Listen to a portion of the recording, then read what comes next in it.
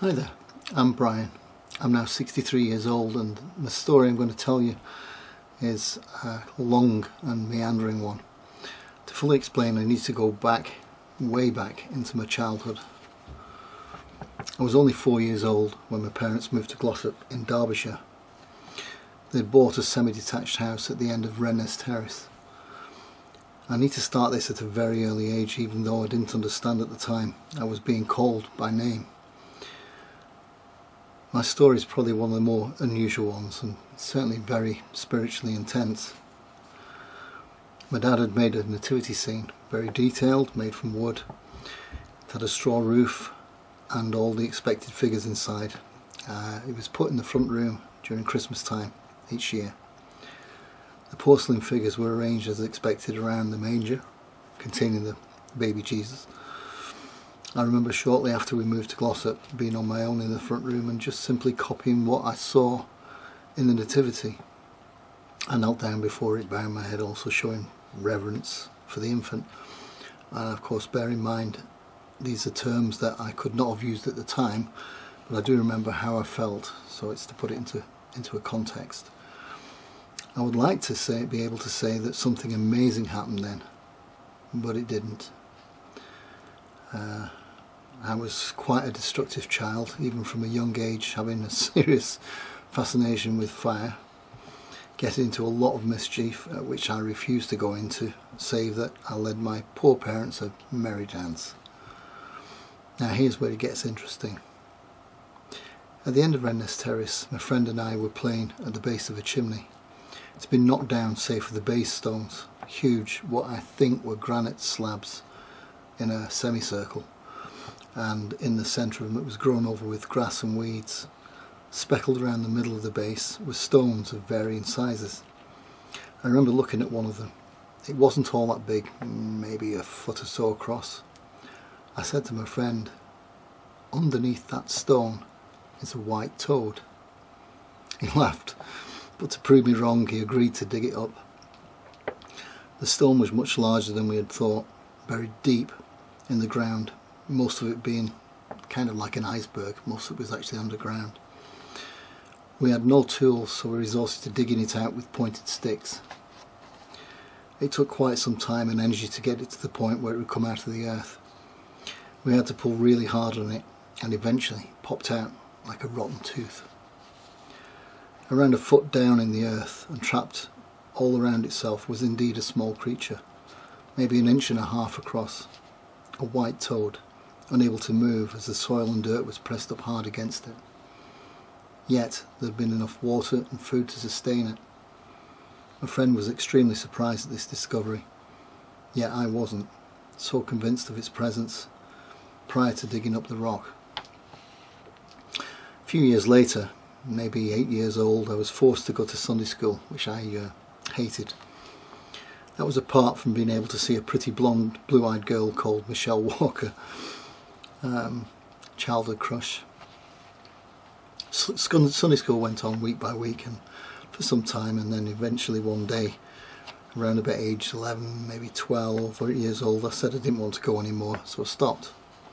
And maybe Michelle stopped going as well, maybe that was what was behind it. Years went by.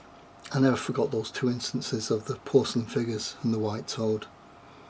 I had quite a few relationships, got involved in drugs for many years. I don't want to go on about that, but I will say, after being stoned for about 5 years solid and living with a girl, Marie, whom I eventually split up from, that's because of my erratic and abusive behaviours, I started having repeated visions and trips about eating what I thought was a pineapple cube, only to realise I was in the male toilets eating one of those yellow cubes, the ones that you put down in the latrines to make them smell fresh. And the other constant concern was seeing myself in a padded cell in restraints and having just a few moments of sanity, of clarity, so I knew where I was before the madness set in again. It got so bad one day I stopped all the drugs dead. I stopped everything, drugs, alcohol, the whole lot. And I was ill for 2 years, not realising that this in fact was quite an unsafe detox. I lost all my friends, even my girlfriend, who was still into smoking Class B drugs, and by this time I'd got fed up of my unstable and psychotic behaviour. I couldn't get work again, having quit my job previously, having just passed my apprenticeship as a heavy metal fabricator, and then I ended the job because it was interfering with my drug time. I even offered to work for nothing. Still, no one wanted me. It's extremely hard on you when you realise no one values you. At that time, in the 80s, young lads were being taken on something called a YOP scheme, Youth Opportunity Programmes. Businesses were actually paid for taking them on. That's how I ended up in self-employment in entertainment, working, singing, playing keyboards. I ended up in a show band, Schooner. It's a comedy show band. The front man, Terry Devine, absolutely superb guy, absolutely superb at mimicry, you know. I must admit, working with the Liverpool band was really, really good fun. My best and funniest memory was one time at Christmas doing the army bases in Germany. Terry had gotten himself some fart spray, and all the way on the journey to Germany, in the van, he was constantly spraying it. Eventually we all became immune to the smell, but it didn't stop him from still using the obnoxious stuff. We arrived at an army camp. They were on high alert at the time. There had been threats made. We were met at the gate by armed guard. This guy looked tough as nails, armed to the teeth. He opened the door. "All right, lads, are you here too?" "What the fucking hell's that smell?" And he reeled back, almost throwing up. We were happily sat in this terrible smell, oblivious to it. Here was a guy used to facing death as part of his job, absolutely reeling from the smell. If I remember rightly, he didn't even check the van, or us for that matter, just waved us through. And as a note to would-be terrorists, get a can of fart spray if you want to enter MOD bases unchecked. I don't suppose that's going to work every time, but I worked with Schooner for a long time, getting a girl pregnant on the Isle of Man one summer season of gallivanting. This ended in the birth of my first son, Carl. His mother was truly decent, but I didn't feel ready to settle. Again, cutting a long story short, and back in Leyland, only weeks later, after returning from the Isle of Man, I met another woman, a blonde, surprise, surprise, 7 years older than me, and I really, really fancied her. And she had an incredibly sexy voice. Oh my God, I can still remember it now. She was with 5 or 6 female friends when I met her. I took all of them home. Would be thinking, well, I'm bound to score with one of them. Yes, I know, don't judge me. It was the blonde I really wanted. She stayed the night after her friends left, and yes, it all happened. Just a short time afterwards, we were engaged and set a date to be married. That actually had to be brought forward on account of her then becoming pregnant. Our first child, Jessica, I was totally in love with them both. During this time and prior to our marriage, she was very insecure given my past behaviour with women. Although there was no need, I would never have cheated on her.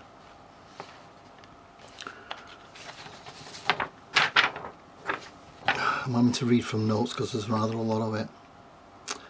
The first 2 years of married life were bliss. Then she fell pregnant again. I think she had our second child, Thomas, and I'm certain that following his birth she had a particularly bad case of baby blues. There's another word for it, but she changed drastically during that time. Our marriage started turning quite sour. Her regular accusations of my being attracted to other women and girls causing me to feel resentful too. I hold up my hands. I did things that I'm not proud of, smashing up the bedroom, following her nagging me for what seemed like days, and we split up. Without going into too much detail, things turned nasty really quickly. Locks were changed and an undertaking was sought at court, followed by divorce papers eventually. She was divorcing me on being unreasonable, on grounds of unreasonable behaviour. I didn't contest the divorce. I still loved her deeply, but sometimes you just can't live with someone. I was stopped from seeing the children shortly afterwards. I hadn't got a solicitor. It had been months, so I needed to get one quick. We went back and forth to court for years, me seeing the children now and then in between, accusations coming from her getting more alarming. As we went along, eventually she played the "he's abused the children" card, and as a man, there's not a lot you can do at that point. The courts automatically side with mother, with or without proof. And guys, you know exactly what I'm talking about here. I would like to think I'm not a prideful man, but I need to confess, I remember thinking, and despite my mother trying to get me to believe in God, and yes, I knew there was a God, but I felt to myself, I don't need him. I cringe at myself reading this now. Pride, as they say, comes before a fall, and it really did. My frustration with all the false allegations slowly started turning to burning hatred, and with it very, very dark thoughts. Eventually, thoughts of murder. I was drinking heavily again by now. No drugs, just drinking. I was on the sick mainly because I couldn't think straight. I was obsessed with hating her. Doing a few jobs for someone in Greater Manchester, occasionally digging footings for a wall. One day I kind of snapped, and all the thoughts came into focus. I would give her the worst death I could, planning each part out meticulously. I wasn't bothered about being caught, just revenge. It was weekend, Saturday. After doing some digging, I put the shovel in the boot of my car, ready to carry out the dark deed. Later that night, I was absolutely drunk as a skunk, drinking Mahon gin and anything else I can get my hands on. I was staying at my brother and sister's-in-law's house. Early that morning, and of course I didn't know, but it was Mother's Day. The two older sisters came round and insisted on taking me to a church they'd coerced me into going a few times previously. I was literally so drunk that they had to go each side of me to steady me into the church. I was plonked down on a pew, still out of it. The service started. Eddie Inglis was the pastor, a black guy. I'm not even sure what sort of church it was. Eddie was a decent bloke, so I could put up with this. Just. After a few hymns and ranting on about this and that, Eddie suddenly did his usual, got everyone to close their eyes and said, "If you want Jesus to come into your life, just raise your hand." I sat there thinking, yeah, right. And then it was as if my arm was being lifted of its own accord. My arm raised up.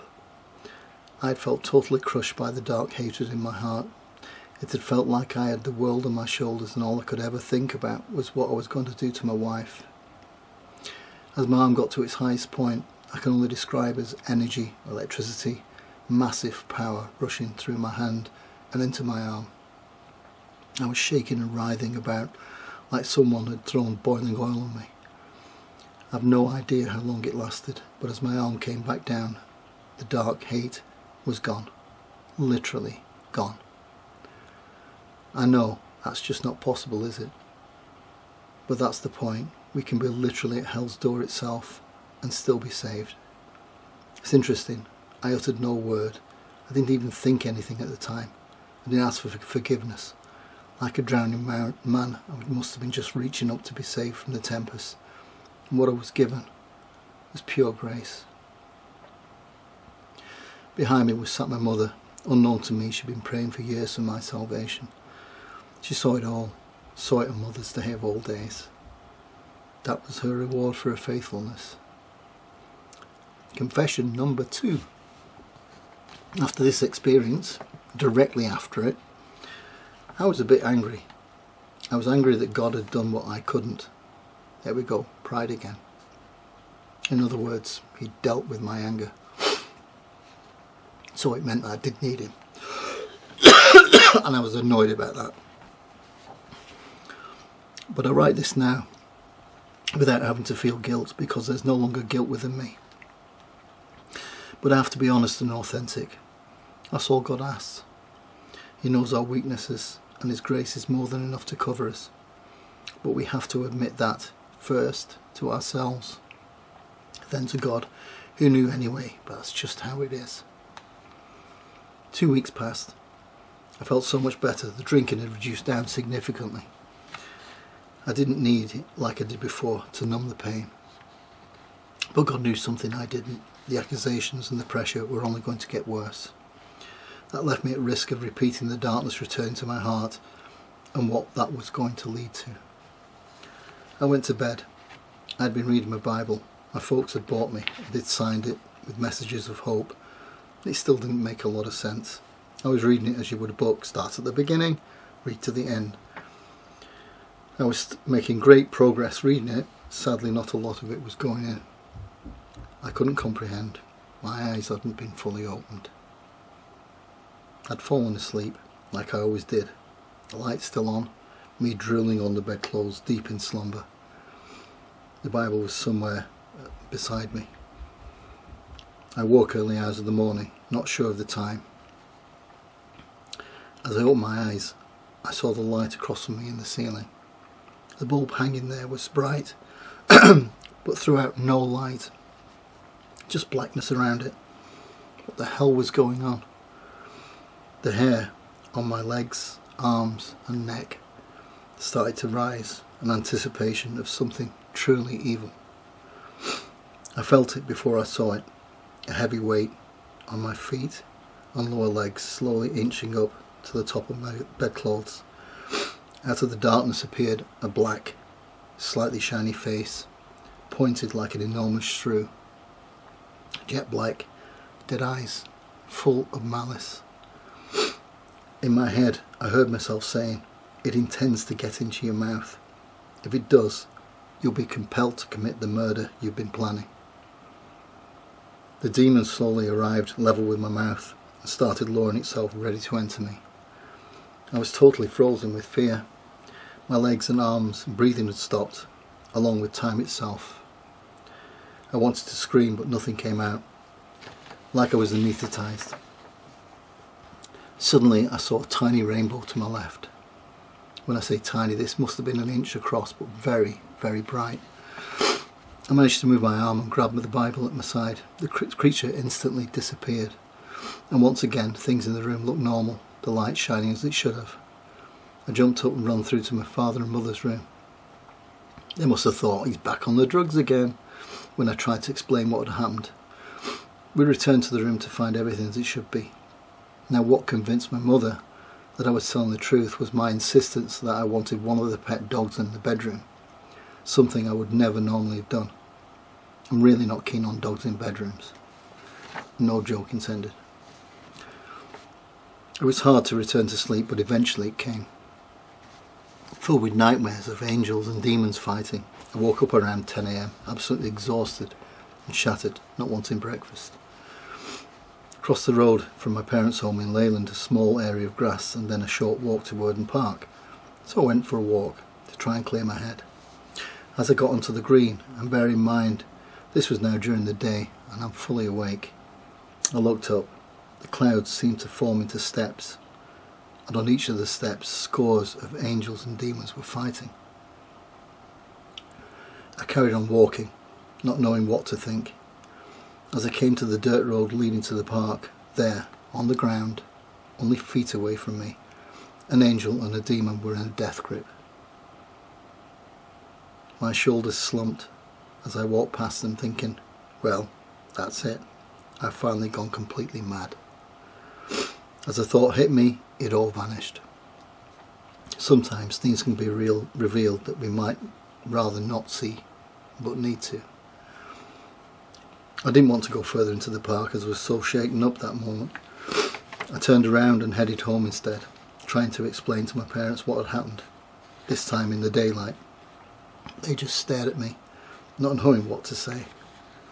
But this experience had served its purpose. I now was a truly God-fearing man. I knew what was around us, I'd seen it. I knew what would happen to me should I ever allow hatred to determine my path. Things did get worse, but never did I consider murder frustration, bouts of anger, followed by calming, then forgiveness from a wife, but not murderous thoughts. Well, again, that's not entirely true, because many years later, with my second wife, things were going to get even worse. But not at that time. Murder was not on the table. Not at all. That fear of God has served me well. Even as my marriage failed and I never saw the children again and things would only get worse. That's another part of the testimony.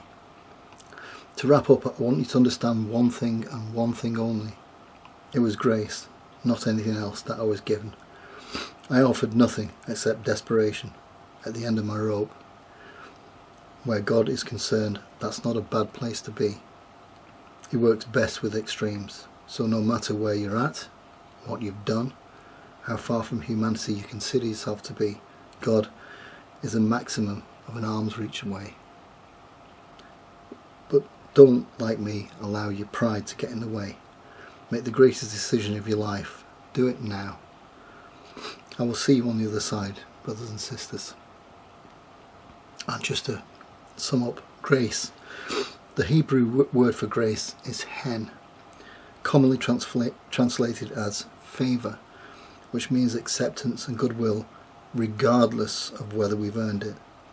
Grace is undeserved favour. Take care.